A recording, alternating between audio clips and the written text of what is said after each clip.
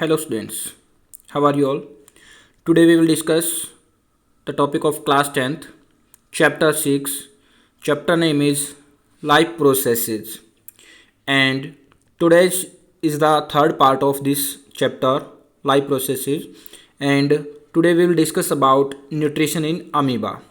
So this video is represented by Mr. Amit Bangad in Bright Future Academy, and if you like the video, then share the link and subscribe the channel. Okay students, let's start our chapter. Topic: nutrition in amoeba. Nutrition in amoeba. Students, you have seen the diagram of amoeba, and amoeba is a unicellular organism. We all know that amoeba is a single cellular organism. इसके अंदर एक ही cell होती है और एक single cell है, इसलिए single cell होने की वजह से पता है ये डायरेक्टली इन्वायरमेंट के कांटेक्ट में ही रहेगी, सराउंडिंग से हर जगह से इन्वायरमेंट के कांटेक्ट में रहेगी. It will contact with environment surrounding it. Then the food particle directly get entered into the amoeba, and the waste also get exit or expel out by the amoeba by diffusion process. So students, diffusion हमने जैसे multicellular organisms में पढ़ा था. Human being में nutrition के लिए पूरा digestive system था. ओके स्टूडेंट्स, ऐसे ही अदर ऑर्गेनिजम्स भी होती हैं जिनमें न्यूट्रिशन के लिए या फिर फूड को लेने के लिए जब मल्टीसेलुलर ऑर्गेनिजम्स की बात आती है तो उसमें डिफरेंट ऑर्गन्स होती हैं, डिफरेंट फंक्शंस करने के लिए, तो वो ऑर्गन्स काम करती हैं. तो डाइजेस्टिव सिस्टम भी इसी तरीके से था. लेकिन अगर हम बात करते हैं अमीबा की, amoeba is a single cellular organism, यानी कि यूनिसेलुलर ऑर्गेनिज्म है. यूनिसेलुलर ऑर्गेनिज्म से बताया जैसे अभी ये कि पूरी की पूरी सारी की सारी जो है सराउंडिंग के कांटेक्ट में रहेगी और इसमें डिफ्यूजन की वजह से ही एक्सपेल आउट हो जाएगा मटेरियल और जो फूड था वो एंटर हो जाएगा. So students, we will discuss about diffusion process. Okay, so diffusion it is the process of exchange of gases. And students, यहाँ पे जब हम अमीबा की बात करें तो वैसे तो गैसेज का एक्सचेंज होता है, लेकिन अमीबा में फूड पार्टिकल का भी एक्सचेंज होगा. Food particles and waste material. Okay students, यहाँ पे डिफ्यूजन होता है हायर कंसंट्रेशन से लोअर कंसंट्रेशन की तरफ ट्रांसफर हो जाना. डिफ्यूजन क्या होता है? हायर कंसंट्रेशन से लोअर कंसंट्रेशन की तरफ किसी भी मटेरियल का ट्रांसफर हो जाना. Okay students, so diffusion it is the process of exchange of gases by the cell directly from the environment. तो डायरेक्टली इन्वायरमेंट से जो चेंज हो जाना वो डिफ्यूजन होता है स्टूडेंट्स.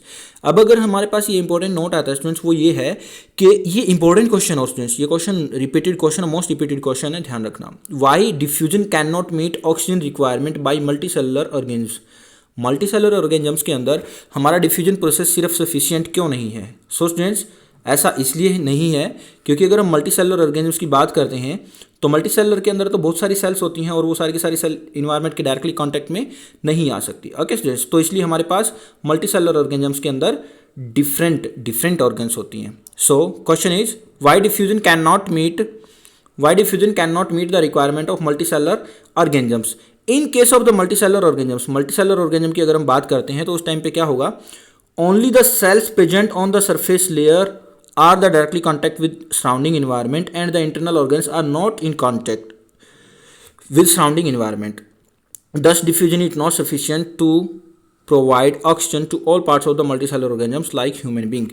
क्योंकि human being की अगर हम बात करते हैं स्टूडेंट्स, तो human being की जो बाहर वाली ऑर्गन्स हैं, सिर्फ बाहर वाली जो सेल है लेयर के ऊपर, सिर्फ वो डायरेक्टली इन्वायरमेंट के साथ कांटेक्ट में है, लेकिन बाकी जो अंदर वाली ऑर्गन्स है जैसे हार्ट्स हो गए, लंग हो गए, other organs also they are not directly contact with environment. Hence diffusion is not sufficient to fulfil all the requirements by in multicellular organisms. Okay students, multicellular organism के अंदर diffusion process sufficient नहीं होगी क्योंकि सारी की सारी जो organs हैं या इंटरनल सेल्स हैं वो डायरेक्ट इन्वायरमेंट के कॉन्टैक्ट में नहीं आती. ओके स्टूडेंट्स, सो अमीबा का स्ट्रक्चर है. जैसे अमीबा के स्ट्रक्चर के अंदर स्टूडेंट्स हमने सबसे पहले पढ़ना देखना है फूड पार्टिकल से. जैसे ये फूड पार्टिकल है, फूड पार्टिकल जैसे ही अमीबा के पास आएगा तो अमीबा उसके फूड पार्टिकल के पास में फिंगर लाइक प्रोजेक्शन बना लेगा. क्या बना लेगा? फिंगर लाइक प्रोजेक्शन, जैसे ये दिखा रखे हैं. इनको हम क्या बोलते हैं स्टूडेंट्स? स्यूडोपोडिया. क्या बोलते हैं? स्यूडोपोडिया. ध्यान रखना, pseudopodia are the finger like projection. अब ये क्या होगा? फूड का इंजेक्शन कर लेगा. वही प्रोसेस चलेगी students, injection, digestion, absorption, assimilation and egestion. Process तो वही रहेंगी. तो इंजेक्शन में क्या होगा? फूड पार्टिकल अंदर चला जाएगा by the help of pseudopodia. After that the digestion will take place and food will get digested into the amoeba. Food will get digested into the amoeba. और जब ये फूड पार्टिकल अंदर जाता है तो फूड वैक्यूल बना लेता है। क्या बनाता है स्टूडेंट्स? Food vacuole.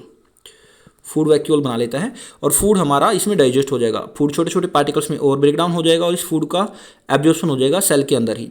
अब एब्जॉर्प्शन होने के बाद में जो फूड अंदर आ चुका था उस फूड का यूटिलाइजेशन कर लेगी amoeba, that is known as assimilation. And after that the remained waste particles or the remained waste food should be removed from the body, hence that will be expelled out by egestion process. Okay students, so आगे हम चलते हैं। Amoeba obtain its food by the process of diffusion. Students diffusion process से अपना food directly ले लेगा environment से। Okay, और स्यूडोपोडिया जैसे मैंने बता दिया, these are the finger like projections. Pseudopodia finger like projections. Okay students, ये होती हैं for the absorption of food and to remove the waste material. और स्टूडेंट्स ये इंपॉर्टेंट नोट है, ये जरूर कर लेना। अब बता दिया है मैंने, आप लोगों को एक्सप्लेन कर लिया है। स्टूडेंट्स आज की वीडियो में सिर्फ अमीबा का ही पढ़ेंगे हम। अगर आपको वीडियो अच्छी लगे तो लाइक एंड शेयर जरूर करना। फिर भी आपकी फर्दर कोई क्वेरीज आती हैं तो स्टूडेंट्स आप मेरे को कॉल या व्हाट्सएप कर सकते हो। कॉल और व्हाट्सएप करने के लिए नंबर गिवन है students 8053069044। Like and share the video. अगर आपको अच्छी लगे तो चैनल को सब्सक्राइब करना मत भूलना, और अदर वीडियोज़ के लिए भी आपके पास हम फिर से हाजिर होते रहेंगे। Thanks for watching. और स्टूडेंट्स इसके जो नोट्स हैं वो डिस्क्रिप्शन बॉक्स में गिवन है स्टूडेंट्स, आप वहाँ से डाउनलोड कर सकते हो। मेरा कॉन्टैक्ट नंबर भी वहाँ पे गिवन है, बाकी अदर पार्ट्स भी डिस्क्रिप्शन बॉक्स में गिवन है, आप वहाँ से चेक कर सकते हो। Have a nice day students, all the very best, take care.